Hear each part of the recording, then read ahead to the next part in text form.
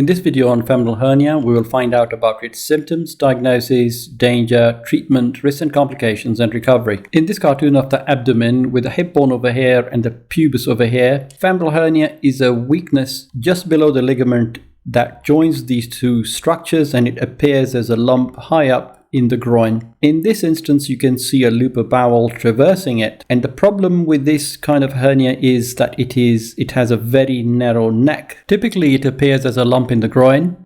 In the beginning it may not have any symptoms at all, however it can then become painful or there may be associated discomfort. It is more common in females and accounts for 20% of presentations with hernias in the females but 5% in the males. What is concerning is that 40% of these hernias present as emergencies. Hence, it is important to consider treatment as soon as these are discovered. In this cartoon, you can see the lump in the groin, and a bigger representation shows a loop of bowel traversing it and getting trapped, and thus causing bowel obstruction, with patient presenting with abdominal pain, vomiting and constipation. This can be a life-threatening emergency. The diagnosis is with clinical examination of a lump that initially may be reducible and may have a cough impulse, so that when a patient coughs you can see the thrill within or feel the thrill within the lump. When it is not clear to differentiate this from other diagnoses, an ultrasound scan is commonly performed, and less commonly a CT or an MRI scan. The biggest danger with this hernia is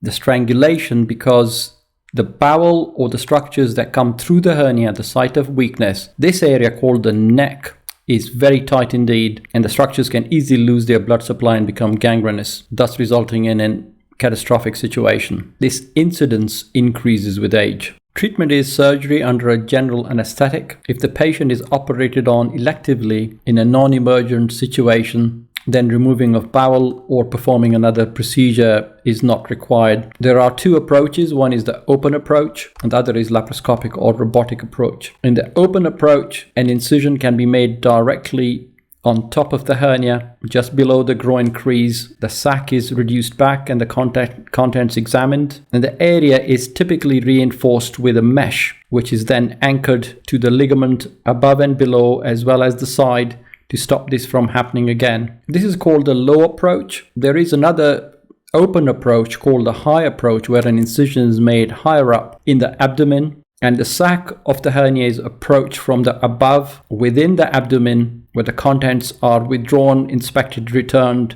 and the repair is performed from the inside. In an emergency situation, the high approach offers the opportunity to deal with a strangulated bowel if required. It is not uncommon to perform a formal laparotomy, that is, opening the abdomen from the navel downwards to be able to safely perform surgery on strangulated part of the bowel. This is the view from inside the abdomen, having distended the abdomen with gas using the laparoscopic route.